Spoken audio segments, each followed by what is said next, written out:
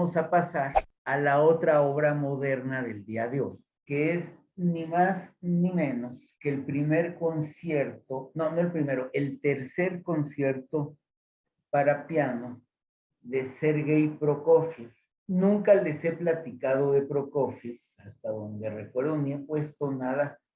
La verdad no sé por qué. Les quiero platicar un poco lo que dice mi libro respecto a Prokofiev, porque creo que lo describe perfectamente. Miren, recuerdan, y por supuesto la historia no ha terminado, el día que puse el poema de El éxtasis de Scriabin, que Scriabin tiene una vida paralela con Rachmaninoff. Bueno, unos años después hay otros dos genios rusos que también tienen vidas contemporáneas e inclusive se tocan en algunos momentos. Es más, ¿en qué creen que se parecen sin duda alguna Prokofiev y Shostakovich? Sí, adivinaron bien, los dos fueron perseguidos por Stalin. A los dos, pero fue todavía más macabro porque Prokofiev estaba afuera y Stalin lo invitó a regresar y ya que llegó, que no solamente le pasó a Prokofiev, le pasó a muchos convencidos de de las ideas de izquierda puras, no ya pervertidas en dictaduras. Entonces, miren, se me hace antes que nada, a mí se me hace un personaje fascinante, tanto él como su música. Y yo diría que si yo pudiera describir a Prokofiev con una sola palabra, yo diría que es uno de los músicos inteligentes. Todo todo está porque debe de estar. No puedo evitar relacionar muchas veces la pintura con la música. Y si hubiera un pintor que me recuerda a Prokofiev, se llama Kandinsky. Así como que no es obvio, evidentemente me busca ser obvio, pero encuentra como el punto perfecto en una geometría medio extraña, maravillosa. Así es Prokofiev, muy matemático. Joven terco, inteligente, obstinado y altanero, en que tenía el cuello recto, la piel sonrosada, se enrojecía mucho cuando se encolerizaba, que era frecuente, tenía un carácter de los mil demonios. Como que le desesperaba mucho la no inteligencia. Imagínense. Los ojos azules de mirada penetrante, labios gruesos y salientes. Entre otros maestros tuvo a Rimsky-Korsakov, a Cherny, a Liadov, y decía Prokofiev burlándose, por favor, a Liadov no le pongan mis composiciones porque me va a reprobar. Era muy rebelde, pero segurísimo, que es quizá uno de los músicos más seguros de sí mismo. Todo lo contrario de un Bruckner o inclusive un Shostakovich. Estudió piano con una mujer que se llamaba Annette Esipov, que ella había sido una de las muchas esposas de un maestro de piano icónico, lo que sería un Iván Galamián en el violín o Leopold Auer o así de los grandes. Este en el piano era toda una institución. Se llamaba Theodor Leschitsky y tuvo muchas esposas y esta, la maestra de Prokofiev, era una de sus ex esposas, pero Prokofiev casi la intimidaba. Desde ese mismo estudio, fíjense nada más que otros pianistas, venía el que les he platicado mucho que me encanta, Schnabel, Gavrilovich, Friedman, la verdad no los conozco, y el famosísimo Paderewski, que además fue, si mal no recuerdo, primer ministro de Polonia, presidente de Polonia. La turbaba mucho, pero perturbaba a todo mundo. Era de esos como jóvenes terribles, ¿no? Infant terrible, dicen en francés, ¿no? Siempre estaba preparado para una réplica aplastante, o sea, era verdaderamente muy inteligente. De esos medios genios que por lo mismo no tenía el menor tacto, podía ser hiriente. Y no porque fuera malvado, no podía, como que demasiado inteligente para no irse por la línea recta, sí. Y eso se nota en su música. también hay un cierto sarcasmo para soportar las épocas tan terribles que están viviendo tanto Richard Strauss como Sergei Prokofiev. Tenía una sonrisa que irritaba porque parecía burlona. No sé, les recomiendo mucho que en cualquier momento, cuando el intermedio o acabando la clase, nada más pongan su foto en internet. Van a ver qué bien lo está describiendo. No podía contemporizar y no soportaba a los necios. Podía ser brutal. Era un total, fíjense qué interesante. Y es obvio, antirromántico. Como que ya llegaron a los excesos, ya después, a ver, después de la novena de Mahler, así como después de la novena de Beethoven, decían yo, ¿y ahora qué? Igual pasó con la novena de Mahler, ¿y ahora qué más de romanticismo? Este es el antirromanticismo. Lo denunciaron de ultraizquierdista. No quería saber absolutamente nada de la tradición pianística. No le, y además lo decía con la tranquilidad, no le gustaba ni Chopin ni Liszt. Para él el piano era de percusión y ni así le gustaban Liszt y Chopin. Ganó el premio Rubinstein y voy a platicar, bueno, le decían el negro blanco porque sus acciones eran un poco negroides. Lo consideraban lánguido. Tenía una energía implacable y tenía el goce atlético de la vida. Se ve que era una disciplina prusiana. Sí. Se le nota, así siempre estuvo bien fuerte, grandote. Se veía un hombre así, de una pieza sin esa habilidad diplomática. Llega la revolución y entonces se va a Estados Unidos, vía Japón.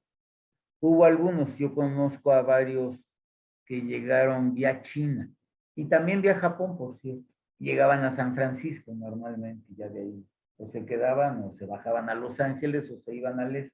En Estados Unidos la verdad no gustó mucho. Además le llamaban el pianista bolchevique, había algo también un poco antisoviético. Tenía dedos de acero, bíceps de acero, tríceps de acero. Es un impulso tonal acerado. O sea, van a ver la entrada del piano en este tercer concierto. Hagan de cuenta que son, a mí me parece como cuando en un maratón ya están entrando al estadio así, pasan ya es como el último sprint, así entra el piano, van a ver. Ya entra a lo que da, pero como que para entrar necesita vuelo, van a ver. Es bellísimo, la entrada es a mí lo que más me gusta del concierto. Allí no había pasajes románticos, sino pistones, resonancias metálicas, la maquinaria de una nueva época. Es como ya la música industrial, de la industria más que industrial. Una nueva época. Fracasó su ópera El amor por tres naranjas.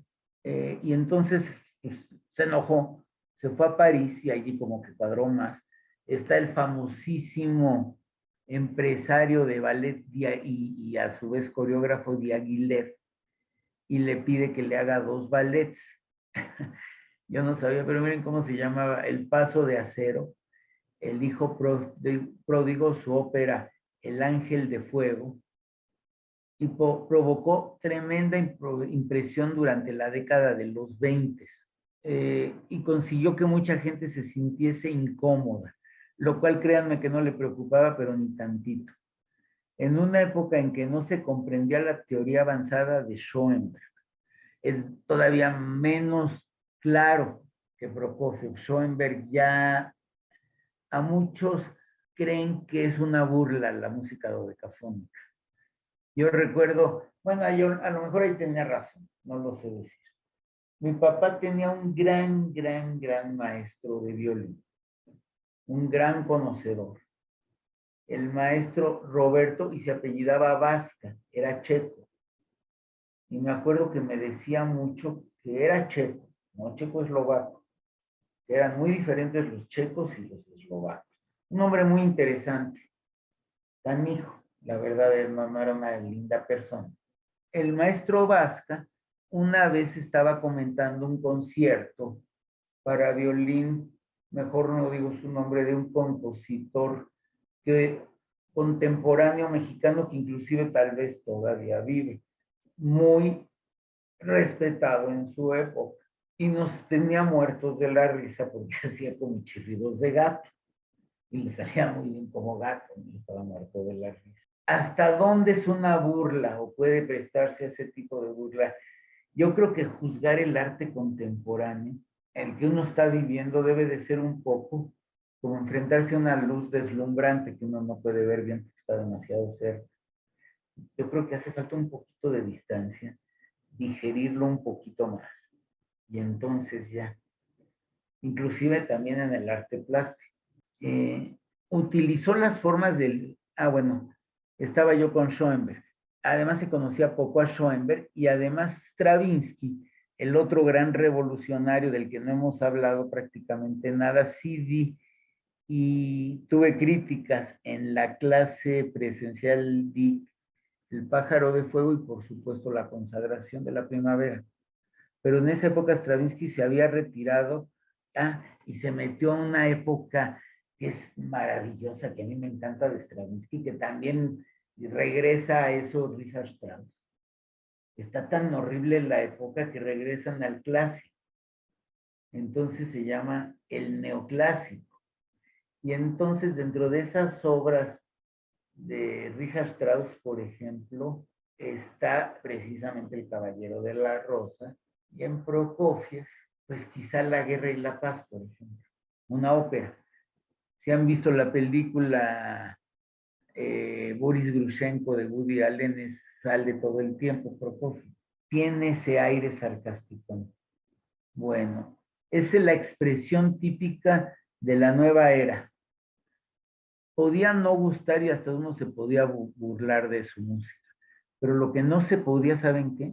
No se podía ignorar la música de Prokofiev.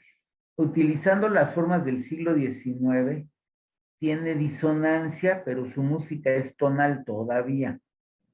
Tiene agilidad, impulso y la confianza y vigor. No era un compositor profundo, pero su música es esbelta, clara y perfilada. Posee un carácter notablemente global. Quizá describe, fíjense que en ese aspecto es muy adelantado. Es como quizá el padre de lo cibernético en la música. Era tremendamente inteligente, insisto. Podía inventar excelentes melodías cuando lo deseaba. ¿Qué hacía Richard Strauss? No sé si se dieron cuenta que lo hizo muchísimo en esta canción. Nos va llevando hacia una melodía preciosa, como muy romántica. Estamos esperando un desenlace hacia arriba y como que se derrite. No sé si lo sintieron así. Bueno, podía ser excelentes melodías, sin embargo, la música de Prokofiev no se centra en la melodía.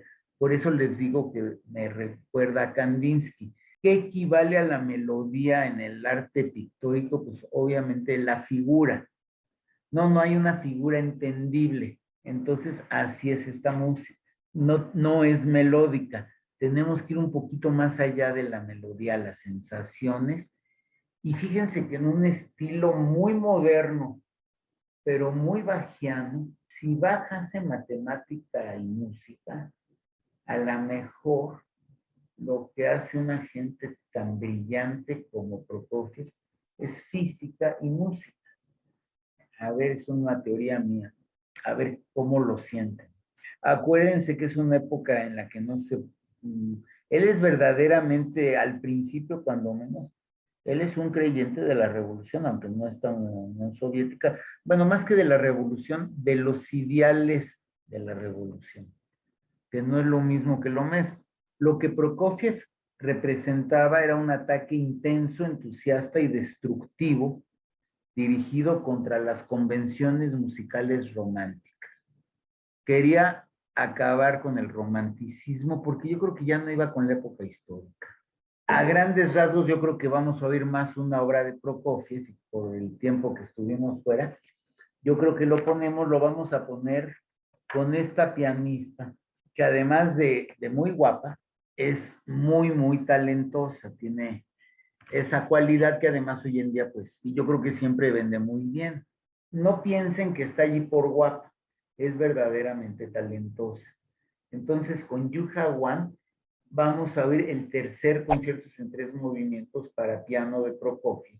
Oigan, desde el principio, qué maravilla, y disfruten muchísimo la fuerza de la entrada del piano. No esperen una introducción tipo Mozart y tan, tan, y entra el piano, no, pero para nada.